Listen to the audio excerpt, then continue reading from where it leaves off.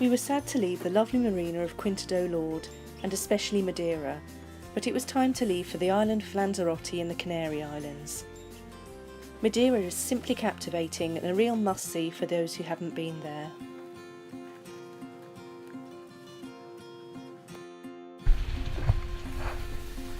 We left the marina early in the morning, and it wasn't long before the sails were up and we were flying along at almost 8 knots. There was a fair bit of swell, so it was a roller coaster of a ride for a while. We were on passage for just under 53 hours, racking up a total of 300 nautical miles at a respectable average speed of 5.7 knots. This was despite the wind abating 3/4 of the way through the journey.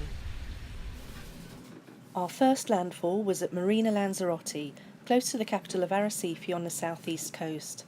This would be our base for the next 2 weeks. My sister Louise and brother-in-law Tony came for a flying visit of just 48 hours, and we had a full itinerary of sightseeing to pack in during that time. Day 1 saw us tour the south of the island, first heading to Punta del Volcan to take in the views.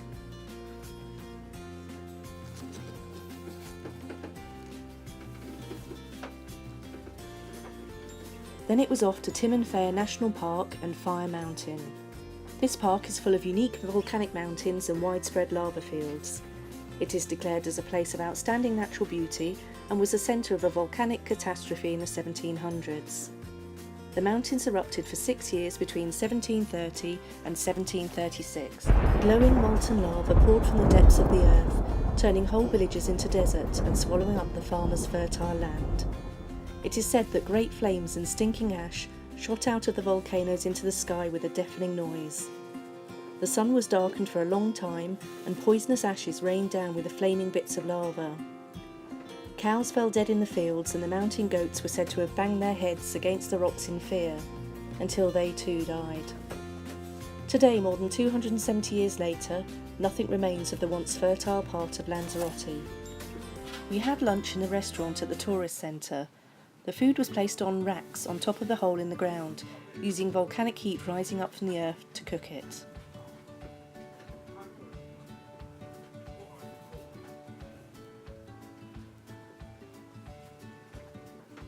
Just outside the visitor centre, you can get a glimpse of the crater depths and the heat within. When a small dry bush is dropped into the hole, it immediately catches fire. You can also see how a bucket of water, when tipped into another hole, will send up a great plume of steam into the air. The following day we drove around the north of the island, where our first stop was at the Sunday market in Teguise. There was an eclectic range of goods on offer for sale and much street entertainment to keep you occupied.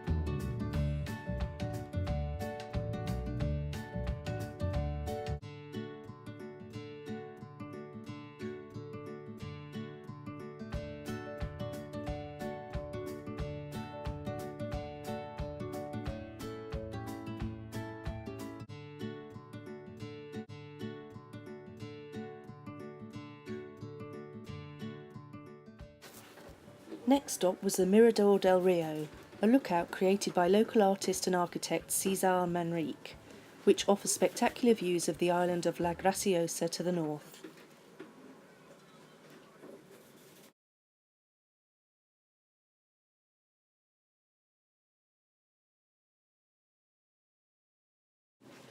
From there we went to Jamias del Agua, which is part of a long lava tube which formed around 4,000 years ago when the Montaña La Corona erupted.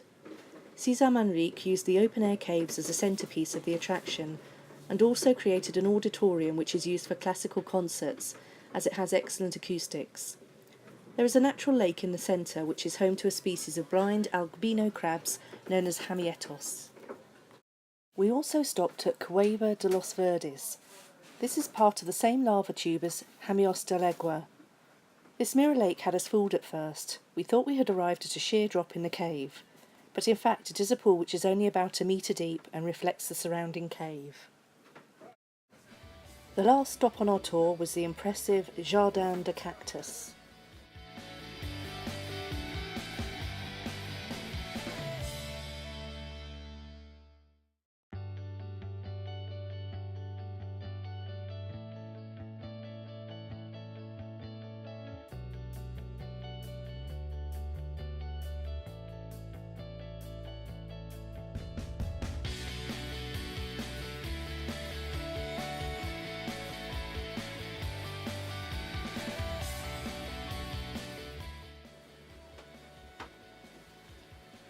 After an exhausting day out, we had dinner at one of the marina restaurants and enjoyed a beautiful sunset.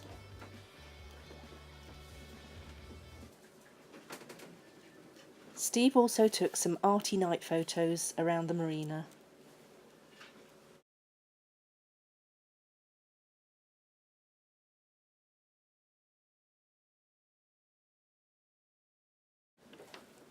After Lou and Tony's visit, we set sail for Marina Rubicon on the south of the island. Ian and Steph took the opportunity to fly their parasailer.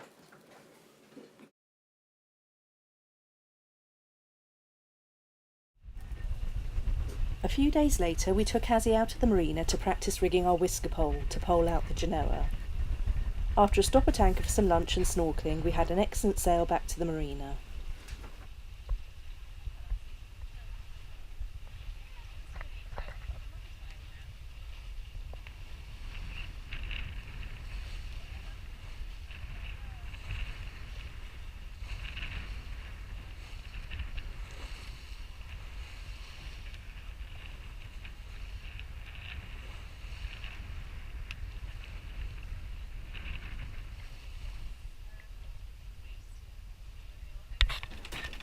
Steph was determined that we would get Azzy's speed up to 7 knots, so she had Ian and I trimming the boat to reach that target.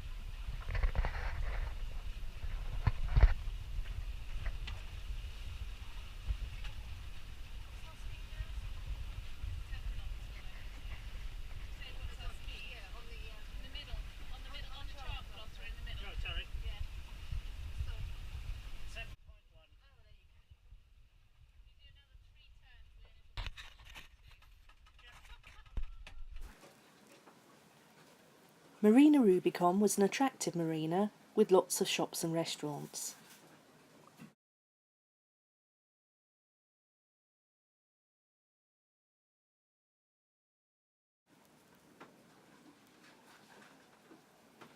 It even had a 10-pin bowling alley where we enjoyed a game or two with our Australian friends Greg and Jane and their friend Keith off Yacht Orion.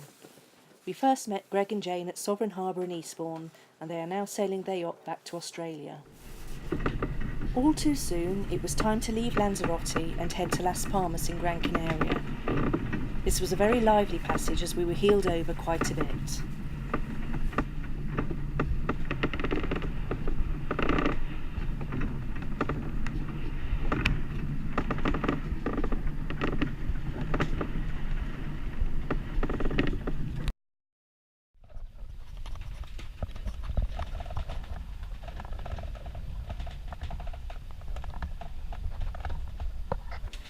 It is always fun to try and cook when you are bouncing around on the ocean waves, so we try and keep things simple when it gets rough. On this occasion, Steve cooked us up some pasta for dinner.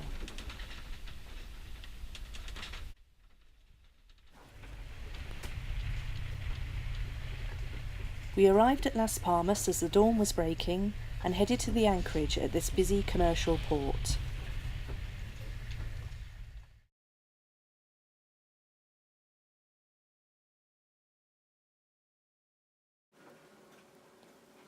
In the anchorage, we witnessed some children having a group lesson in paddleboarding. They all fell off at some stage or other, and lots of laughter could be heard. During our stay, we saw lots of large container ships coming and going. On our next update, we will have a brief glimpse of Las Palmas and detail our stay at Santa Cruz Marina in Tenerife, where we had more visitors come to stay.